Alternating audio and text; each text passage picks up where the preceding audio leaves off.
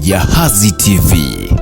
Naam, hujambo mtazamaji popote pale unapotuangalia, karibu katika kipindi cha Amka na Jahazi ambapo tutakusomea kurasa za mbele ya magazeti mbalimbali yatufikia mezani kwetu kwa siku ya leo, likiwemo gazeti la Nyumbani la Zanzibar Leo, Kwa Ukweli na Uwazi na mengi mengineyo. Ukitaka kujua yameandika vipi habari za kitaifa, kimataifa, bila kusahau michezo na burudani, na kusihi ungana nami mwanzo hadi mwisho wa kipindi hiki. Nikukumbushe tu kwamba usisahau kusubscribe, kulike, kushare na kucomment Jahazi Online TV ili uwe mmoja kati ya mwanafamilia wetu uweze kupata vipindi vyetu habari, bila kusahau kule viwanjani, michezo na burudani. Mimi ni Abdul Hamid Isa, lakini nashirikiana vizuri, fundi mitambo ni Zaitun Juma Msigara, na moja kwa moja mcheza kwao hutunzwa wahenga, nasema hivyo.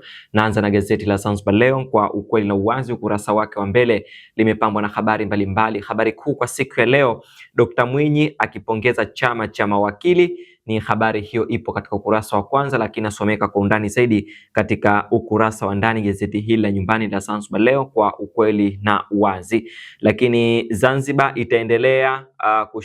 tutaendelea kushirikiana nao, si kauli yangu bali ni kauli ya WHO. Habari hiyo katika ukurasa wa kwanza, lakini inaendelea kwa undani zaidi katika ukurasa wa pili gazeti la Nyumbani la Zanzibar Leo, Kwa Ukweli na Uwazi.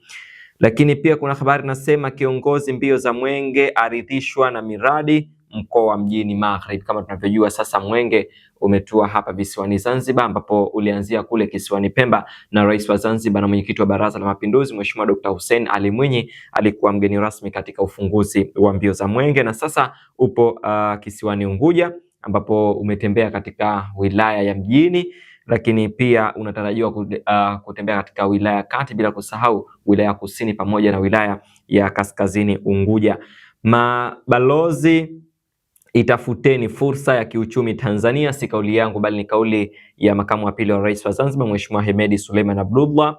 Kifanyeni Kiswahili zaidi ya somo darasani, Riziki Pembe asema hivyo. Habari ukurasa wa 3 inasomeka kwa undani zaidi. Lakini Soraga azindua mfumo ukusanyaji mapato hotelini, ni habari hiyo ipo katika ukurasa wa kwanza, lakini nasomeka kwa undani zaidi katika ukurasa wa 3 gazeti la Zanzibar Leo, Kwa Ukweli na Uwazi. Mtazamaji, hilo ndo gazeti la Zanzibar Leo na huo ndo ukurasa wake wa mbele, na hizo ndo habari mbalimbali zilizopata uzito wa juu kwa siku ya leo.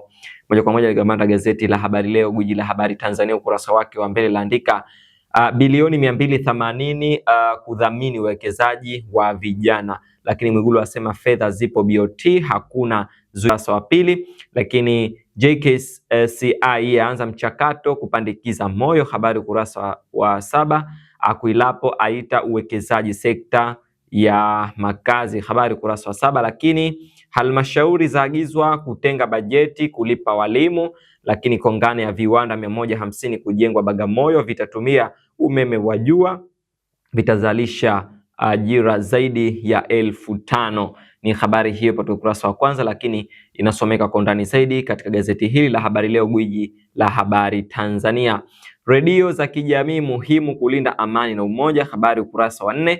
Lakini serikali ataja mambo 8 kuboresha sekta ya fedha, Sangu ataja faida uhusiano na makundi ya kijamii. Ni gazeti hilo la Habari Leo, gwiji la habari Tanzania wa jamii. Mtazamaji, mkamilishe katika habari za kitaifa na kimataifa katika magazeti mbalimbali na kusanya mezani kwetu kwa siku ya leo, na moja kwa moja nalikamata gazeti la Mwanaspoti ambapo ni michezo na burudani.